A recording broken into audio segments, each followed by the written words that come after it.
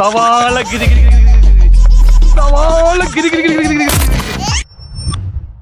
അയ്യപ്പസ്വാമിയെ സംബന്ധിച്ച് അത്തരത്തിലുള്ള ഒരു പാരഡി ഒരു കാരണവശാലും ഇറക്കാൻ പാടില്ലായിരുന്നു. ഇതേ അയ്യപ്പ ഭക്തി ഗാനം കൊണ്ട് പണ്ട് CPM ഒരു പാരഡി ഗാനം ഇറക്കിയിട്ടുണ്ട്. മന്ത്രിക്കേറെ സ്പീഡിൽ പോണം, മന്ത്രിക്കാറ് ഫ്ലൈറ്റിന് തുല്യം, മന്ത്രിയെ അയ്യപ്പോ, മന്ത്രി സ്വൽപ്പം പയ്യപ്പോ. ഇതൊക്കെ പറയുമ്പോൾ ഒന്ന് പഴയ കാര്യം കൂടെ ഓർക്കണം. ഇപ്പൊ കരുണാകരനെ കളിയാക്കി അയ്യപ്പന്റെ ഭക്തിഗാനം ഉപയോഗിച്ചുകൊണ്ട് പാരഡി ഉണ്ടാക്കാം. ആ പാരഡി കൈരളിയിൽ അവതരിപ്പിക്കാം. സ്വർണം കട്ടവരെ കുറിച്ച് പാരഡി പാടില്ല. എവിടത്തെ വാദമാണ്? UDF തികഞ്ഞ സന്തോഷത്തിലാണ്. കേരള ജനത ഞങ്ങളെ വിജയിപ്പിച്ചു. എന്താ ഉണ്ടായേ? എന്തിനാ ആളുകൾ പടക്കം പൊട്ടിച്ചേ? എന്തൊക്കെ ഘടകങ്ങളാണ് പരാജയത്തിന് കാരണമെന്ന് ഇവർക്കറിയാം, പക്ഷേ പുറത്തു പറയുന്നില്ല. എന്തിനോ വേണ്ടി തിളക്കുന്ന സാമ്പാറുകൾ. LDFന്റെ അടിത്തറയിൽ കാര്യമായ മാറ്റം ഒന്നും ഉണ്ടായിട്ടില്ല. ബാക്കി കാര്യങ്ങളൊക്കെ ഓരോന്നോരോന്നായിട്ട് വിശദീകരിച്ച് പരിശോധിക്കേണ്ടതാണ്. കമ്മ്യൂണിസ്റ്റ് മാർക്സിസ്റ്റ് പാർട്ടിയുടെ നയ സമീപനങ്ങളിൽ എന്തെങ്കിലും മാറ്റം വരുന്നു, അല്ലെങ്കിൽ ഇടതുപക്ഷ സർക്കാരിന്റെ വർഗ സ്വഭാവത്തിൽ എന്തെങ്കിലും വ്യതിയാനം ഉണ്ടാവുമെന്നും മുഖ്യമന്ത്രി പിണറായി വിജയന്റെ സ്വഭാവ മഹിമയിൽ അദ്ദേഹത്തിന്റെ സ്വഭാവ വൈശിഷ്ട്യത്തിന് എന്തെങ്കിലും ഊനം സംഭവിക്കുമെന്നോ നിങ്ങൾ വിചാരിച്ചിട്ടുണ്ടെങ്കിൽ നിങ്ങൾ മൂഢസ്വർഗത്തിലാണ് താമസിക്കുന്നത്. ഒരു കമ്മ്യൂണിസ്റ്റിന് പരാജയം എന്ന് പറയുന്നത് അത് അവസാനത്തെ പരാജയമാണെന്നോ വിജയം എന്ന് പറയുന്നത് അത് അവസാനത്തെ വിജയമാണോ എന്ന ഒരു തെറ്റിദ്ധാരണയുള്ളവരല്ല ഞങ്ങള്. ഒരു ഫീലിംഗും ഇല്ല. ഈ തെരഞ്ഞെടുപ്പ് ഫലത്തെ വിശകലനം ചെയ്തുകൊണ്ട് CPM സംസ്ഥാന സെക്രട്ടേറിയറ്റിന്റെ പ്രസ്താവന നിങ്ങൾ പലരും കണ്ടു കാണും എന്ന് വിചാരിക്കും. LDFനെ പരാജയപ്പെടുത്താൻ BJP വോട്ടുകൾ UDFനും തിരിച്ച് UDF വോട്ടുകൾ BJPക്കും ലഭിച്ച നിരവധി സംഭവങ്ങൾ. താൽക്കാലികമായ ഒരു തിരിച്ചടി ആണ് ഉണ്ടായിട്ടുള്ളത്. അതുതന്നെ ഈ ജന്മി മുതലാളി പൗരോഹിത്യ കൂട്ടുകെട്ടിന്റെ കോൺഗ്രസ് BJP തമ്മിലുണ്ടാക്കിയ അവിശുദ്ധ സഖ്യത്തിന്റെ ഫലമായിട്ട് ഉണ്ടായതാണെന്നാണ് പാർട്ടി വിചാരിക്കുന്നത്. ഇവിടെ വർഗീയതയെക്കുറിച്ച് സംസാരിക്കുന്നത് ആരാണ്? ഈ പറയുന്ന കേരളത്തിന്റെ ബഹുമാനപ്പെട്ട മുഖ്യമന്ത്രി മാത്രമാണ് വർഗീയത സംസാരിക്കുന്നത്. തെരഞ്ഞെടുപ്പ് ഫലത്തെക്കുറിച്ച് പാർട്ടിക്ക് എന്തെങ്കിലും ആശങ്കയുണ്ടെന്ന് വിചാരിക്കും. പാർട്ടിക്ക് യാതൊരു ആശങ്കയും ഇല്ല എന്ന് മാത്രമല്ല, പാർട്ടി കണക്കുകൾ ഉദ്ധരിച്ചുകൊണ്ട് ഇതൊരു പരാജയമല്ല, യഥാർത്ഥത്തിൽ വിജയമാണ് എന്ന് നമ്മളെ ബോധ്യപ്പെടുത്താൻ ശ്രമിക്കുകയും ചെയ്തു. തോന്നി അതങ്ങനെ വരൂ, അതങ്ങനെ സംഭവിക്കൂ. ഈ തന്ത്രങ്ങൾ എവിടെയാണ് തന്ത്രങ്ങൾ പിഴച്ചത്? ആശാന് ഒന്ന് പിഴച്ചാൽ ശിഷ്യൻ 58 പിഴയ്ക്കുമെന്നാണല്ലോ കണക്ക്. അപ്പൊ ആശാന് പിഴച്ചിരിക്കുന്നു എന്നതാണ് പൊതുജനത്തിന്റെ ഒരു നിഗമനം. പക്ഷെ ആശാൻ പറയുന്നു എനിക്ക് പിഴക്കില്ല, ഒരു തന്ത്രവും പിഴക്കില്ല. ഞാനിതാ ന്യൂനപക്ഷങ്ങളെ എക്കാലത്തും തങ്ങളോടൊപ്പമാണ്. മലപ്പുറം ജില്ലയിലെ വോട്ട് പരിശോധിച്ച് നോക്കിയപ്പോ 10 ലക്ഷം വോട്ട് ഇടതുപാട് ജനാധിപത്യ മുന്നണിക്കുണ്ട്. ജാതിയുടെയും മതത്തിന്റെയും പ്രദേശത്തിന്റെയും പേരിൽ ജനങ്ങൾക്കിടയിൽ ഉണ്ടാകാൻ പാടില്ലാത്ത ചിന്തകൾ ഉണ്ടാക്കി ദൂരവ്യാപകമായ പ്രത്യാഘാതമുണ്ടാകും. സമാധാനപരമായ ഒരു സാഹചര്യം നിൽക്കുന്ന ഈ കേരള സമൂഹത്തിനകത്ത് വിഷത്തിന്റെ വിത്താണ് ഇവിടെ പാകി ഇപ്പോൾ ഈ തെരഞ്ഞെടുപ്പിൽ വിജയം അവർ നേടിയിട്ടുള്ളത്. അങ്ങോട്ട് മാറി എന്ന് അറിയാം. ഇപ്പോഴും വാ തുറന്നാൽ പാർട്ടിയുടെ സെക്രട്ടറിയും മുഖ്യമന്ത്രിയും ഈ വർഗീയത മാത്രം പറഞ്ഞ് വോട്ട് പിടിക്കാമെന്ന അവരുടെ ആ ദുരുദ്ദേശം കേരളത്തിലെ മതേതര സമൂഹം തള്ളി എന്നത് ഇതിന്റെ ഏറ്റവും വലിയ തെളിവാണ്. ന്യൂനപക്ഷങ്ങളെ ചെക്ക്മേറ്റ് ചെയ്യാൻ, അല്ലെങ്കിൽ ഭൂരിപക്ഷ കൺസോളിഡേഷൻ BJPക്ക് അനുകൂലമായി പോകാതെ, അല്ലെങ്കിൽ മറ്റിടത്തേക്ക് പോകാതെ തങ്ങൾക്ക് അനുകൂലമായി വരിക എന്ന തന്ത്രം. ഇടതുപാട് ജനാധിപത്യ മുന്നണിക്ക് എല്ലാ സമുദായിക സാമുദായിക വിഭാഗങ്ങൾക്കിടയിലും താരതമ്യേന നല്ല വോട്ട് നേടാനായിട്ടുണ്ട് എന്ന് തന്നെയാണ് കാണുന്നത്. ഞാൻ ഞെട്ടി. പക്ഷെ വാസുവേട്ടൻ യഥാർത്ഥത്തിൽ സംഭവിച്ചത് എന്താണ്? ന്യൂനപക്ഷ കൺസോളിഡേഷൻ ഉണ്ടായി. ജമാഅത്തെ ഇസ്ലാമിയെയും വെൽഫെയർ പാർട്ടിയെയും കടന്നാക്രമിക്കാൻ, തങ്ങളുടെ സെക്യുലർ ക്രെഡൻഷ്യൽസ് മുന്നിൽ നിർത്താൻ വേണ്ടി കടന്നാക്രമിക്കുന്ന CPM. അതുകൊണ്ട് എന്താ സംഭവിച്ചത്? ബുദ്ധിയുള്ള ജനം തിരിച്ചറിഞ്ഞു. ജമാഅത്തെ ഇസ്ലാമി ഏറെക്കാലം CPMുമായി സഹകരിച്ച് പ്രവർത്തിച്ച പ്രസ്ഥാനമാണ്. അന്ന് അവരുടെ വോട്ട് വളരെ പരിശുദ്ധമായ സംശുദ്ധമായ വോട്ടായിരുന്നു. ഇന്ന് ആ വോട്ട് പങ്കിലമായിരിക്കുന്നു. അതെങ്ങനെ സാധ്യമാകും? ന്യായം വേണ്ടേ? അല്ല, അങ്ങനെ ഒരു അപ്രതീക്ഷിതം ഞാൻ പറയേണ്ട പ്രയോഗം വേണ്ടല്ലോ. അപ്രതീക്ഷിതമായ പരാജയമാണ് സംഭവിച്ചത് എന്നത് ഉറപ്പിച്ച് പറഞ്ഞല്ലോ. ഭയങ്കര കോമഡി സാറേ, ഭയങ്കര കോമഡിയാണ്. അപ്പോൾ ഒരുപാട് വൈരുദ്ധ്യങ്ങൾ. രാഹുൽ മാങ്കൂട്ടത്തിൽ വിഷയത്തിലെടുത്ത നിലപാട്, നിങ്ങൾ എന്തുകൊണ്ട് രാഹുൽ മാങ്കൂട്ടത്തിലെ സംരക്ഷിക്കുന്നു? കോൺഗ്രസിനെതിരെ ചാട്ടവാറ് പോലെ വരികയാണ് വാക്കുകൾ. നീ വലിയ ഡീസന്റ്, ബാക്കി എല്ലാവരും മോശക്കാരും. കോൺഗ്രസ് പാർട്ടി മനസ്സോടെ ആണെങ്കിൽ പോലും പല ഘട്ടങ്ങളിലായി രാഹുൽ മാങ്കൂട്ടത്തിലെ ആദ്യം മാറ്റി നിർത്തി, പിന്നീട് പുറത്താക്കി. പക്ഷേ സമാനമായ കേസിൽ CPMന്റെ നേതാക്കൾക്കെതിരെ ഉണ്ടായ ലൈംഗിക ആരോപണമാകട്ടെ, അഴിമതി ആരോപണങ്ങളാകട്ടെ, എന്ത് നിലപാടാണ് എടുത്തത്? ഞാൻ ഉപദേശിക്കുന്നു കരുതരുത്. മുതലാളി ഒരു ചെത്തിയാണ്. അവസാന ലാപ്പിൽ താനടിച്ച സ്ത്രീലമ്പട പരാമർശം ഏശാതെ പോയതിന്റെ കുണ്ഠിതത്തിലാണ് പിണറായി വിജയൻ. ആവൽ മാങ്കൂട്ട വിശേഷം അതൊന്നും വലിയ വിഷയമൊന്നും ആയില്ല. വന്ന് ഒരുത്തനും അതിലും വീഴുന്ന ലക്ഷണമല്ല. ഇനി നമ്മൾ എന്ത് ചെയ്യുമല്ലയ്യ? ഇതെല്ലാം തന്നെ പബ്ലിക് സ്പേസിലുള്ള കാര്യങ്ങളാണ്. അപ്പൊ തന്ത്രങ്ങൾ പയറ്റുന്നു, എതിരാളിയെ സമ്മർദ്ദത്തിലാക്കുന്ന ഒരു തന്ത്രം. പക്ഷെ സ്വന്തം കാൽ കീഴിലെ മണ്ണ് ഒലിച്ചു പോകുന്നത് പ്രബുദ്ധരായ കേരളത്തിലെ ജനത അവർക്ക് കമ്പയർ ചെയ്യാൻ അറിയാം. അവർ കമ്പയർ ചെയ്യുമ്പോൾ ഭരണപക്ഷവും പ്രതിപക്ഷവും തമ്മിലുള്ള വിടവ് അവിടെ വ്യക്തമാവുകയാണ്.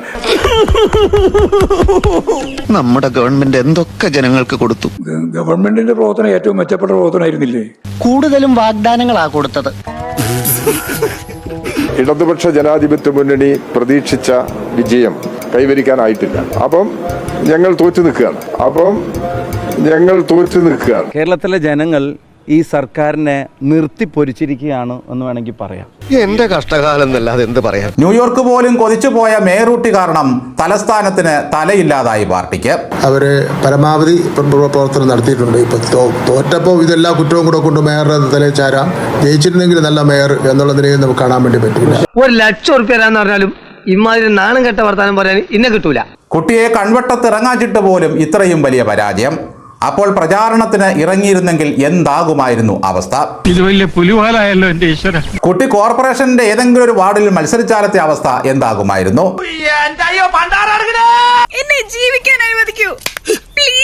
പരസ്പരം ധാരണയോടുകൂടി ഇടതുപക്ഷ ജനാധിപത്യ മുന്നണിയെ പരാജയപ്പെടുത്തുക എന്നുള്ള ഉദ്ദേശത്തെ പരസ്യമായും രഹസ്യമായും ചില നീക്കങ്ങൾ കൂടി ചേർത്തിട്ടാണ് യഥാർത്ഥത്തിൽ BJP-യെ ഈ എണ്ണത്തിലേക്ക് എത്തിച്ചിട്ടുള്ളത്. അവറ്റകളുടെ കരച്ചിലേക്കാൻ തന്നെ എന്തൊരു സുഖം. തോൽവി തന്നെ, അത് തോറ്റത്. പക്ഷെ എന്തുകൊണ്ട് ഇങ്ങനെ സംഭവിച്ചു? നീ ഇനി കണ്ടോ പൂരം? പോറ്റിയേ കേറ്റിയേ സ്വർണം ചെമ്പായി മാറ്റിയേ ഗോവിന്ദ, സ്വർണപ്പാളികൾ മാറ്റിയേ ശാസ്താവിൻ കനവൂറ്റിയേ. വെറുതെ ആവശ്യമില്ലാതെ തെറ്റിദ്ധാരണ ഉണ്ടാക്കാൻ വേണ്ടിയിട്ട് പറഞ്ഞു നിങ്ങൾ. സ്വർണം കട്ടവൻ ആരപ്പാ. ശബരിമല വിഷയമൊന്നും അല്ലെന്നേ. ശബരിമല വിഷയത്തിൽ നമ്മളെന്നെ ചെയ്തു. സഖാക്കളാണ് അയ്യപ്പ. ശബരിമല പ്രശ്നങ്ങളൊക്കെ ഇവിടെ ഉന്നയിച്ചിട്ടുണ്ടാകും. ചക്കര കൊടുത്ത് കൈട്ടവരുണ്ടോ? അതില്ല. ശബരിമല പ്രശ്നത്തിൽ എന്താ ഇടതുപക്ഷം ചെയ്ത തെറ്റ്? എന്താ തെറ്റ് ചെയ്തത്? സ്വർണം കട്ടവൻ ആരപ്പ, സഖാക്കളാണ് അയ്യപ്പ. ഈ ഒരു ഒറ്റ പാരഡിയാണ് തോൽവിക്ക് കാരണം എന്നുള്ള അവസാന നിഗമനത്തിലേക്ക് പ്രസ്ഥാനം എത്തിച്ചേർന്നിട്ടുണ്ട്. അയ്യപ്പനെ പറ്റിയുള്ളൊരു ശരണമന്ത്രമാണ്. ആ ശരണമന്ത്രത്തെ ദുരുപയോഗപ്പെടുത്തുന്ന ഒരു കാഴ്ച നമ്മളിപ്പം വളരെ വ്യസനപൂർവ്വം കണ്ടുകൊണ്ടിരിക്കുകയാണ്. കാര്യം ഈ തദ്ദേശ തെരഞ്ഞെടുപ്പിൽ ഇത്രയും വലിയൊരു തോൽവി ഏറ്റുവാങ്ങേണ്ടി വന്നപ്പോൾ പോലും സഖാക്കൾ ഇത്രയും അസ്വസ്ഥരായിട്ടില്ല കേട്ടോ. ഇത്രയും അവരുടെ മനസ്സ് നീറിയിട്ടില്ല. അവർ പിടിച്ചു നിന്നു. പോറ്റിയെ കേറ്റിയെ എന്ന പാട്ടിനെതിരെ പരാതി. തോൽവി സഹിക്കാം, പക്ഷെ ശരണമന്ത്രം ദുരുപയോഗം ചെയ്യരുത്. എനിക്ക് പിന്നെ രണ്ടോ ഭക്തിഗാനത്തെ വികലമായി ഉപയോഗിച്ചു എന്നാണ് DGP-ക്ക് പരാതി. തിരുവാഭരണ പാത സംരക്ഷണ സമിതിയാണ് പരാതിക്കാർ. പാട്ട് പിൻവലിക്കണമെന്നും ആവശ്യം. ഇനി ആ പാട്ട് അത് കേൾക്കാനുള്ള കഴിവില്ല സത്യമായിട്ടും. അത് കേൾക്കാനുള്ള ശേഷി എനിക്കില്ല.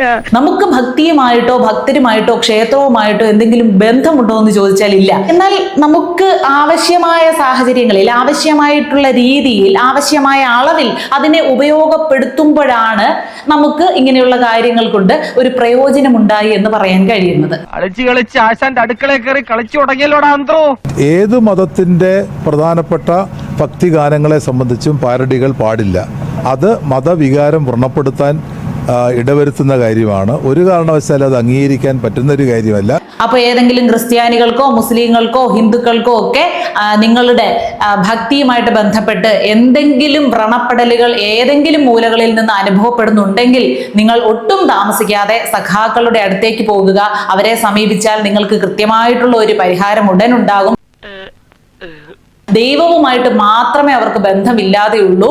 പക്ഷേ ഭക്തലക്ഷങ്ങളുടെ വോട്ടുമായിട്ട് അവർക്ക് കൃത്യമായിട്ടുള്ള ഒരു ബന്ധമുണ്ടെന്ന് ജനങ്ങൾ തിരിച്ചറിയുക. ശബരിമലയിലെ അയ്യപ്പസ്വാമിയെ സംബന്ധിച്ച് അത്തരത്തിലുള്ള ഒരു പാരഡി ഒരു കാരണവശാലും ഇറക്കാൻ പാടില്ലായിരുന്നു. അപ്പോൾ രാഷ്ട്രീയ മുതലെടുപ്പിന് വേണ്ടി ഏതറ്റം വരെയും കോൺഗ്രസും UDF-ഉം പോകും എന്നുള്ളതാണ്. അത് മാത്രം നീ പറയരുത്. ശബരിമലയിൽ സ്ത്രീകളെ പ്രവേശിപ്പിച്ച് വിപ്ലവം സൃഷ്ടിക്കാൻ ഒരുങ്ങിയവർ എന്തുകൊണ്ട് ഈ ഒരു പാരടിയിൽ കടിച്ചു തൂങ്ങി ഭക്തരുടെ വികാരത്തെക്കുറിച്ച് സംസാരിക്കുന്നു, വാചാലരാകുന്നു എന്നൊന്നും നിങ്ങൾ ഇത്തരണത്തിൽ ചോദിക്കരുത്. കാരണം അതിനൊന്നും മറുപടിയില്ല. ഇയാൾക്ക് പറഞ്ഞാൽ മനസ്സിലാവില്ലേ? പ്രത്യേകിച്ച് നമ്മുടെ ആരാധനയും ദൈവവിശ്വാസവും ഒക്കെ തന്നെ നല്ലതുപോലെ സ്വതന്ത്രമായി ചിന്തിക്കുവാനും ഇഷ്ടമുള്ള ദൈവത്തിൽ ആരാധന നടത്തുവാനും ഒക്കെ ഉള്ള ഒരു സ്വാതന്ത്ര്യം നമ്മുടെ രാജ്യത്ത് നിലനിൽക്കുന്നു. കേരളത്തിൽ പ്രത്യേകിച്ച് അത് നല്ല പരിഗണനയാണ് കൊടുക്കുന്നത്. ഒരു പ്രസ്ഥാനത്തിന്റെ തോൽവിക്ക് തന്നെ ഒരു പാരടി കാരണമാകുന്നു എന്ന് പറയുമ്പോൾ അത് വലിയ ഗുരുതരമായിട്ടുള്ള ഒരു തെറ്റാണ്. ഇതേ അയ്യപ്പ ഭക്തി ഗാനം കൊണ്ട് പണ്ട് CPM ഒരു പാരഡി ഗാനം ഇറക്കിയിട്ടുണ്ട്. 11 വർഷം മുമ്പ് കരുണാകരൻ വാഹനത്തിൽ പോകുന്നതിനെ കളിയാക്കിക്കൊണ്ടാണ്. ഞാനൊരു സത്യം പറഞ്ഞ് വിശ്വസിക്കൂ. എന്നാ എനിക്കത് ഓർമ്മയില്ല. എനിക്ക് ഓർമ്മയുണ്ട്. അത് കൈരളി ചാനലിലൂടെയാണ് നമ്മൾ എല്ലാവരും കേട്ടത്. CPM-ന്റെ കൈരളിയിൽ. അപ്പോഴും എത്രത്തോളം നമ്മുടെ ഭക്തലക്ഷങ്ങളുടെ വൈകാരികതയെ സംരക്ഷിച്ചുകൊണ്ടാണ് ആ അയ്യപ്പ ഗാനത്തിന് പാരടി അവർ തയ്യാറാക്കിയത്. അപ്പൊ നോക്കുമ്പോ ഇതൊക്കെ പറയുമ്പോ പഴയ കാര്യം കൂടെ ഓർക്കണം. മന്ത്രിക്കേറെ സ്പീഡിൽ പോണം, മന്ത്രിക്കാറ് ഫ്ലൈറ്റിന് തുല്യം, മന്ത്രിയെ പയ്യപ്പോ, മന്ത്രി സ്വൽപ്പം പയ്യപ്പോ. എനിക്ക് നീ മതിയായിട്ടില്ലല്ലേ? ഇപ്പൊ കരുണാകരനെ കളിയാക്കി മര്യാദയ്ക്ക് നല്ല മുഖ്യമന്ത്രിയായിരുന്ന ഭക്തനായിരുന്ന K കരുണാകരനെ കളിയാക്കി അയ്യപ്പന്റെ ഭക്തിഗാനം ഉപയോഗിച്ചുകൊണ്ട് പാരഡി ഉണ്ടാക്കാം, ആ പാരഡി കൈരളിയിൽ അവതരിപ്പിക്കാം, ഇതൊക്കെ ചെയ്യാം അല്ലേ? സ്വർണം കട്ടവരെ കുറിച്ച് പാരഡി പാടില്ല. ഇത് എവിടത്തെ വാദമാണിത്? ഇവിടെ എന്താ ചോദിക്കാൻ പറയാനോ ആളില്ലേ? അതേ പാറ്റേണിലാണ് ഈ ഗാനവും എഴുതി അവതരിപ്പിച്ചത്. പക്ഷെ സത്യം മാത്രം വിളിച്ചു പറയുന്ന, നീതി മാത്രം സംരക്ഷിക്കുന്ന, എപ്പോഴും നന്മയെ മാത്രം താങ്ങി മടുത്തിരിക്കുന്ന കൈരളി ചാനലിലൂടെയാണ് മാലോകർ ആ ഗാനം കേട്ടത്. കള്ളന് താടി പഠിക്കുന്നവൻ പെരുങ്കള്ളനാ. ഞാനിപ്പോ മനസ്സിൽ വിചാരിച്ചുള്ളൂ. കട്ടവരെ സംരക്ഷിക്കുന്നതാരാ? അയ്യപ്പന്റെ സ്വർണം കട്ടത് ആരാണ്? അയ്യപ്പന്റെ സ്വർണം കട്ടവരെ സംരക്ഷിക്കുന്ന ആരാണ്? എന്നിട്ട് പാരഡിയായിട്ട് ഇറങ്ങിയേക്കാണ്.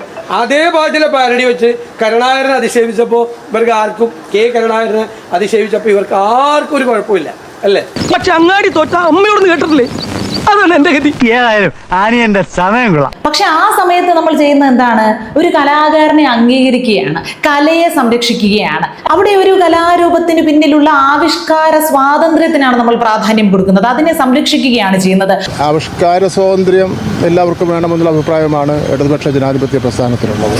പക്ഷേ അത്തരം കാര്യങ്ങളൊന്നും ഒരു വ്യക്തിയെ അല്ലെങ്കിൽ ഒരു സമൂഹത്തിനെയോ ഒരു കാരണവശാലും വേദനപ്പെടുത്താൻ വേണ്ടി പാടില്ല. തെറ്റാണോ? അത് വാസുവിനെയും പത്മകുമാരനെ അധിക്ഷേപിച്ചപ്പോഴാണ് ഫീലിംഗ്. ലീഡർ കരുണാകരനെ അധിക്ഷേപിക്കുമ്പോൾ ഒരു വിശ്വാസികൾക്ക് ഒരു പ്രശ്നമില്ല. അതേ ഗാനം വെച്ചു, സെയിം ഗാനം വെച്ചു. ഉള്ളത് പറയുമ്പോൾ ചിലർക്ക് തുള്ളല്, അസ്വസ്ഥത തുടങ്ങിയ പഴഞ്ചൊല്ലുകളൊക്കെ പണ്ടുള്ളവർ പറഞ്ഞു വെച്ചിട്ടുണ്ട്. സത്യം പറയുമ്പോ നീ ചൂടാവുന്നതിന് കട്ട സ്വർണ്ണം എവിടെയാണെന്നോ ഈ ദൈവ തുല്യരൊക്കെ ഏത് മാളത്തിലാണെന്നോ തുടങ്ങിയ കാര്യങ്ങളും ഒന്നും ഈ സമയത്ത് നിങ്ങൾ ചോദിക്കരുത്. ആകെ ഇപ്പോ ഈ ഭക്തരുടെ ഏറ്റവും വലിയ പ്രശ്നമായിട്ട് നിൽക്കുന്നത് ആ പാരഡി ഗാനമാണ്. അത് ഞാൻ ചോദിക്കുന്നത്, ഈ ഒരു ഗാനം പാരഡി ഗാനം കേരളത്തിൽ ആദ്യമായിട്ടാണ്. ഈ പാരഡി ഗാനം പാടിയതിന്റെ പേരിൽ ആ പാട്ട് എഴുതിയവർക്കും ട്യൂൺ ചെയ്തവർക്കും കേസെടുക്കാൻ പോവാണെന്ന് പറഞ്ഞു. എന്താ ഇപ്പൊ ഇത്രയും നൊന്തത്? ഒന്നും മിണ്ടാണ്ടിരിക്കണ്ടോ? അടങ്ങാനായിട്ട് മനുഷ്യരുടെ ഭ്രാന്ത് പിടിച്ചേക്കുമ്പോഴാ നിനക്കൊക്കെ ഭ്രാന്ത് പിടിക്കും. അമ്മാതിരി ദ്രോഹമല്ല നീ കാണിക്കുന്നത്. ഇതൊരു തുടക്കം മാത്രമാണ്. തെരഞ്ഞെടുപ്പിന്റെ തോൽവിയുടെ ആദ്യ കാരണമായിട്ട് കണ്ടെത്തിയത് ഞാൻ പറഞ്ഞില്ലേ, ഈ പാരഡിയാണ്. പാരഡിക്കെതിരെ നിയമ നടപടി ഇപ്പോൾ ഉണ്ടാകുകയാണ്. ഇനി എതിർ പാർട്ടിക്കാർ കൃത്യമായിട്ട് പ്രചാരണം നടത്തി, അപ്പോൾ ഫ്ലെക്സുകളൊക്കെ കൃത്യമായിട്ട് അവർ ഒട്ടിച്ചിരുന്നു. അപ്പോൾ ഫ്ലെക്സുകളെ ആ ചുമരിലൊക്കെ ഒട്ടാൻ സഹായിച്ച പശ, അതിനെതിരെയാണ് ഇനി അടുത്ത കേസ് വരുന്നത്. മൈദാമാവാണെങ്കിലും ഫെവിക്കോൾ ആണെങ്കിലും ആ പശ ഏത് ലെവലിൽ സമൂഹത്തിൽ ജീവിക്കുന്ന പശയാണെങ്കിലും അതിനെ വെറുതെ വിടുന്ന ഒരു പ്രശ്നം ഇവിടെ ഉദിക്കുന്നില്ല. തെറ്റ് ചെയ്തവരാരാണെങ്കിലും ഇവരുടെ പരാജയത്തിന് കാരണക്കാരായവരാരൊക്കെയാണോ, അതിപ്പോ ഫ്ലെക്സ് ആണെങ്കിലും പേപ്പർ ആണെങ്കിലും പശയാണെങ്കിലും വടിയാണെങ്കിലും കൊടിയാണെങ്കിലും അതിനെ എല്ലാം പിടിച്ചകത്തിടാനുള്ള എല്ലാ നടപടികളും സ്വീകരിച്ചു വരുന്നുണ്ട്. ഇതെന്ത് വിശേഷിക്കലാണ് ഉടുമ്പ് പിടിക്കണവരെ പിടിക്കുന്നത്? സ്വർണം കൊണ്ടുപോയെന്ന് കോടതി നിരീക്ഷിച്ചു കഴിഞ്ഞിട്ട് കുറെ ദിവസങ്ങളായി. പക്ഷേ ഇതുവരെയും അത് സ്വർണം അവിടെ നിന്ന് പോയിട്ടില്ല, അവിടെ ഉണ്ടായിരുന്നതിനേക്കാൾ കുറച്ച് കൂടുതലുണ്ട് എന്നാണ് സഖാക്കൾ ആവർത്തിച്ചുകൊണ്ടിരിക്കുന്നത്. വിശ്വാസികൾ വേദനിച്ചത് അയ്യപ്പന്റെ സ്വർണം കവർന്നെടുത്തതിലാണ്. ആ സ്വർണം കവർന്നെടുത്ത ആളുകളെ CPM സംരക്ഷിക്കുകയാണ്. കാരണം അവർ വേറെ നേതാക്കന്മാരുടെ പേര് പറയാതിരിക്കാൻ വേണ്ടിയിട്ട്. ഗോവിന്ദന്മാരുടെ നടപടി എടുക്കില്ലെന്നാണ്. ഒരൊറ്റ കള്ളനോടും ഒരു കാലത്തും ഈ വീട്ടിലുള്ള ഒരാളും ക്ഷമിക്കുകയല്ല. തോറ്റു തൊപ്പിയിട്ടു എന്നുള്ളത് പകല് പോലെ വ്യക്തമായി. പക്ഷെ ഇതുവരെയും അവർ അംഗീകരിച്ചിട്ടില്ല. അല്ല, ഞങ്ങളിപ്പോ പ്രകടമായി കണ്ട കാര്യങ്ങളെ സംബന്ധിച്ചാണ് പറഞ്ഞത്. ഭരണവിരുദ്ധ വികാരമാണെന്ന് എല്ലാവരും ആവർത്തിച്ച് പറയുന്നുണ്ടെങ്കിലും, എല്ലാവരും മുന്നിൽ അത് തെളിയിക്കുന്നുണ്ടെങ്കിലും അവരത് അംഗീകരിച്ചിട്ടില്ല. അതായത് പ്രകടമായി ഇതൊന്നുമല്ല, എന്നാൽ ഇതെല്ലാം ഉൾപ്പെടെയുള്ള കാര്യങ്ങളെ സംബന്ധിച്ച് ഞങ്ങൾ വിശദമായി പരിശോധിക്കും എന്നാണ് ഞാൻ പറഞ്ഞത്. ഭരണവിരുദ്ധ വികാരം ഇവിടെ ഇല്ല. തങ്ങൾക്കെതിരായിട്ട് യാതൊരു വികാരവും ജനങ്ങളുടെ ഒന്നും മനസ്സിലില്ല. മതി ഇനി കുറേ പ്രാവശ്യം ഈ ഭരണവിരുദ്ധ വികാരം.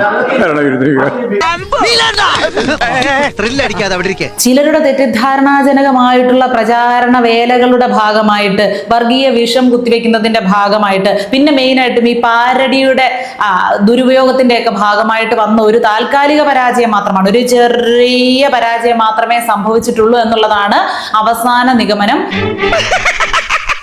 LDF-നെ പരാജയപ്പെടുത്താൻ BJP വോട്ടുകൾ UDF-നും തിരിച്ച് UDF വോട്ടുകൾ BJP-ക്കും ലഭിച്ച നിരവധി സംഭവങ്ങൾ. താൽക്കാലികമായ ഒരു തിരിച്ചടി ആണ് ഉണ്ടായിട്ടുള്ളത്. അതുതന്നെ ജന്മി മുതലാളി പൗരോഹിത്യ കൂട്ടുകെട്ടിന്റെ കോൺഗ്രസ് BJP തമ്മിലുണ്ടാക്കിയ അവിശുദ്ധ സഖ്യത്തിന്റെ ഫലമായിട്ട് ഉണ്ടായതാണെന്നാണ് പാർട്ടി വിചാരിക്കുന്നത്. എന്റെ വിചാരം മാറ്റാൻ ഞാൻ ഉദ്ദേശിക്കുന്നില്ല. ഇപ്പോഴും വാ തുറന്നാൽ പാർട്ടിയുടെ സെക്രട്ടറിയും മുഖ്യമന്ത്രിയും ഈ വർഗീയത മാത്രം പറഞ്ഞ് വോട്ട് പിടിക്കാമെന്ന അവരുടെ ആ ദുരുദ്ദേശം കേരളത്തിലെ മതേതര സമൂഹം തള്ളി എന്നത് ഇതിന്റെ ഏറ്റവും വലിയ തെളിവാണ്. ഞാൻ ഈ ഭരണത്തെ അടിസ്ഥാനപ്പെടുത്തിയിട്ട് മാത്രം രാഷ്ട്രീയ പ്രവർത്തനം നടത്താൻ വന്നിട്ടുള്ള ഒരാളല്ല.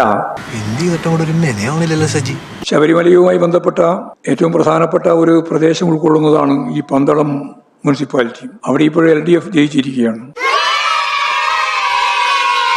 BJP-യുടെ പക്കൽ നിന്ന് ഇപ്പോൾ LDF അത് പിടിച്ചെടുത്തു. ഒരു വോട്ടിനാണെങ്കിലും നറുക്കെടുപ്പിലാണെന്നുണ്ടെങ്കിലും വിജയം തന്നെയാണ്. ഇപ്പോഴും ശബരിമലയുടെ ഭാഗമായിട്ടുള്ള നേട്ടം ഉണ്ടായിരുന്നുവെങ്കിൽ BJP-ക്ക് ഇത്രയൊന്നും സീറ്റ് കിട്ടിയാൽ പോരല്ലോ.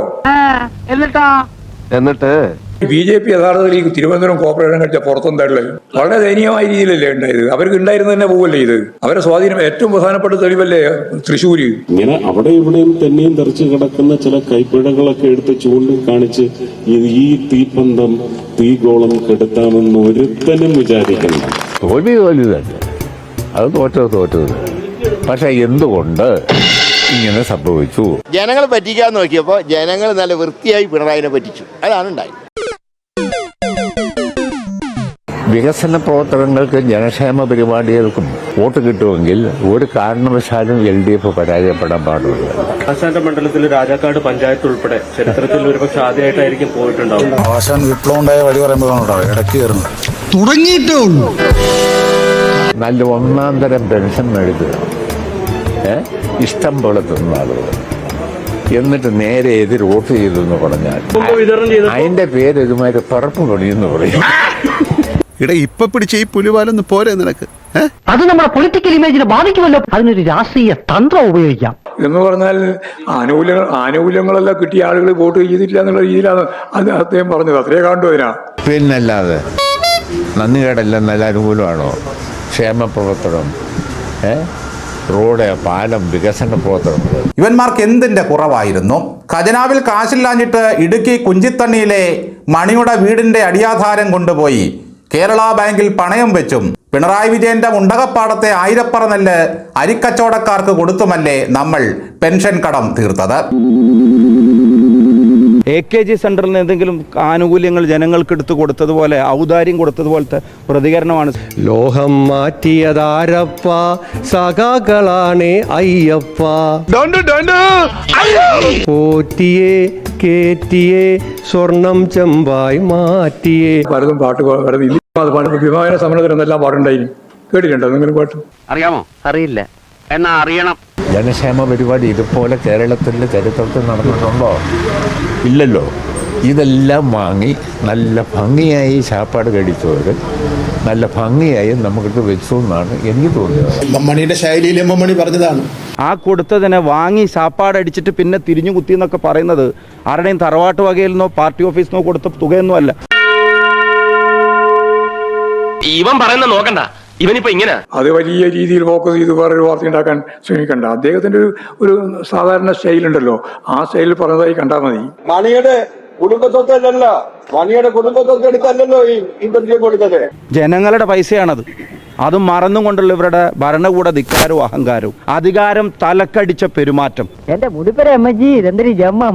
ഇതെല്ലാം വാങ്ങി നല്ല ഭംഗിയായി സാപ്പാട് കഴിച്ചവര് നല്ല ഭംഗിയായി നമുക്കിട്ട് വെച്ചു എന്നാണ് എനിക്ക് തോന്നുന്നത്. എന്തോന്നാടോ ഇത്, എവിടെ നിന്ന് കിട്ടിയോടോ ഈ?